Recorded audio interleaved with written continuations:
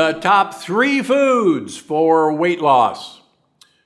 All right, still struggling to lose weight? I get it. I was 70 pounds overweight for years, and no amount of exercise or healthy eating helped until I discovered that weight loss comes down to what you eat and what you don't eat. So today I'm sharing my top 3 foods you should be eating to help you shed the pounds and live your happiest, healthiest life. Number 1, and I can't say this enough, prebiotic-rich foods. Now, there's always some confusion about a probiotic, a prebiotic, and now a postbiotic.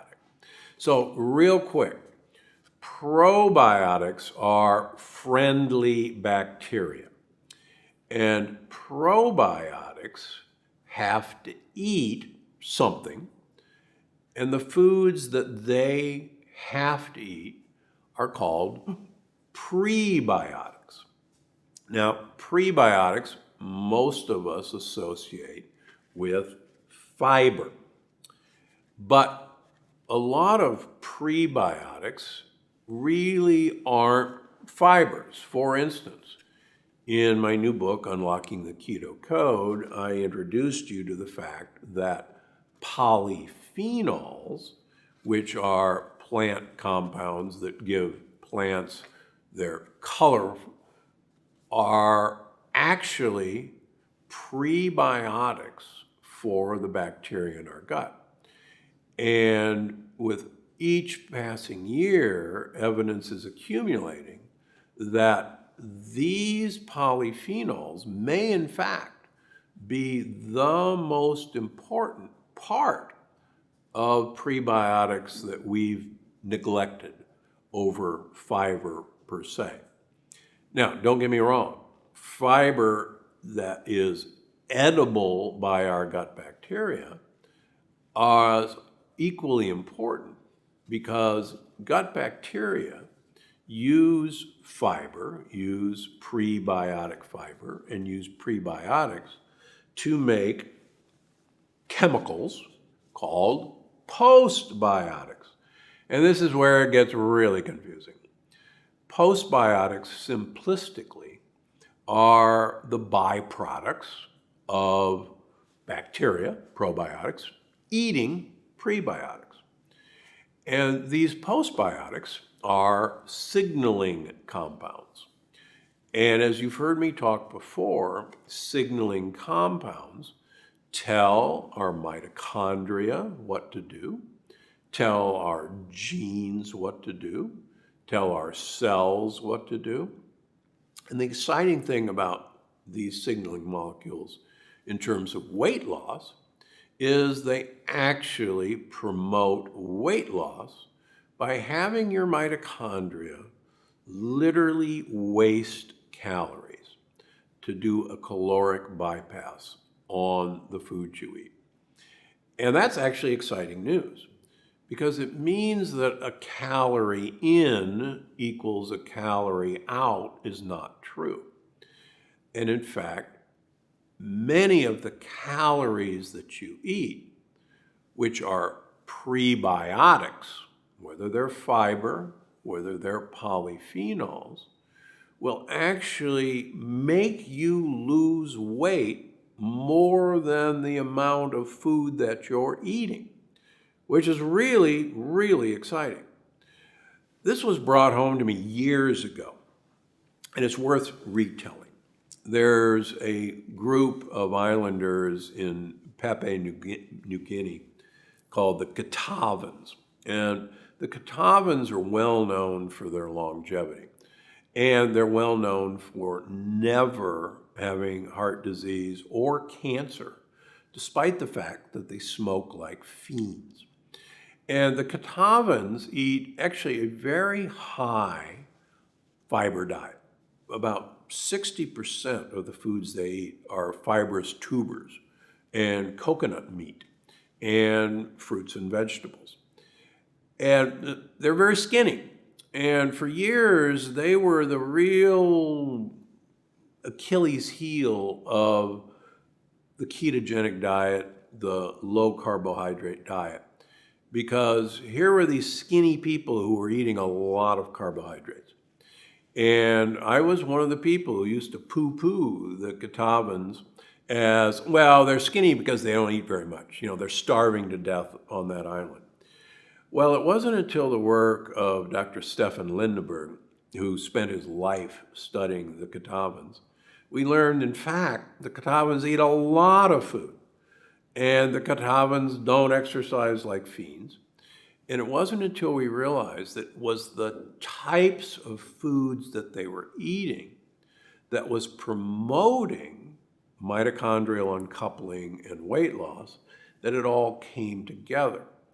So even though they ate a lot of food, the food that they were eating were feeding their gut bacteria. Their gut bacteria were eating a lot of the calories that they were eating and keeping it for themselves. And then they were making more compounds that additionally help people lose weight. So, long story short, the more fiber-rich foods you get in your diet, the more polyphenols you get in your diet by eating brightly dark-colored vegetables, by using spices. Spices are dense in polyphenols. And so anytime you can add fiber and polyphenols, you're going to have a weight loss benefit. You can use spices in everything. One of the easy ways to get these compounds into your diet is to make a smoothie. It's really easy to get fiber tasty in smoothies. Now, there are a lot of fiber supplements out there, but beware, a number of fiber supplements, like Metamucil, for instance, are loaded with sugar, or if they're low calorie or no sugar added, they use sucralose, which is Splenda, or any of the other artificial sweeteners, which, believe it or not, kill off your friendly bacteria. So please be careful about fiber supplements. It's much easier to add fiber to your diet. One of the easiest fibers to add to your diet is inulin. And inulin is present as a powder. It has a slightly sweet taste. You can put it in your smoothies. You can add it to your vegetables. There are inulin-rich vegetables. Asparagus, Jerusalem artichokes, sometimes called sunchokes. The chicory family, like radicchio, like Belgian endive, like frisee, rich in inulin. So the more of these sorts of vegetables you get in your diet, the easier it is to do this. Second best food to add to your diet is avocados. I can't say this enough. Do not be afraid of fat. Contrary to popular belief, eating an avocado a day does not make you fat. In fact, avocados do exactly the opposite. I have an entire video entitled, "Does This Food Make You Fat?" about avocados here on YouTube. Avocados actually help you burn calories. Avocados help you absorb the nutrients in food. In fact, there's a very famous study of having people eat salads with and without an avocado. And it was found that the addition of the avocado made people absorb the nutrients, the vitamins and minerals in that salad much better than if the avocado wasn't there in the first place. Avocados have great monounsaturated fat. It's called oleic acid. It's the same fat in olive oil. And avocados are rich in prebiotic fiber. And so these compounds actually help you lose weight. How many should you eat a day? Well, there is a human study that shows the addition of one avocado a day actually improved weight loss over not having the avocado a day. So what the heck? Have an avocado a day, have some guacamole. Please don't put tomatoes in guacamole. That's not supposed to be in guacamole. Have an avocado, take the pit out, put an egg yolk in each hole, put it in the broiler. It's a phenomenal breakfast. It's a phenomenal snack. You can find the recipe in my cookbooks. What can you substitute if you're sensitive to avocado? Well, we have a few people who do react to avocados. It's unusual, but it does happen. In that case, don't have an avocado. Instead, use other sources of fiber rather than an avocado. The number 3 thing that you should add to your diet to help you lose weight is MCT-rich foods. Now, most people have heard of MCT oil, medium chain triglycerides. It's becoming easy to find. Costco even has MCT oil. If you can find C8 MCT oil, that's the one you're looking for. A lot of them will be C8 and C10, and those are okay. Coconut oil does not have the same benefits as MCT oil.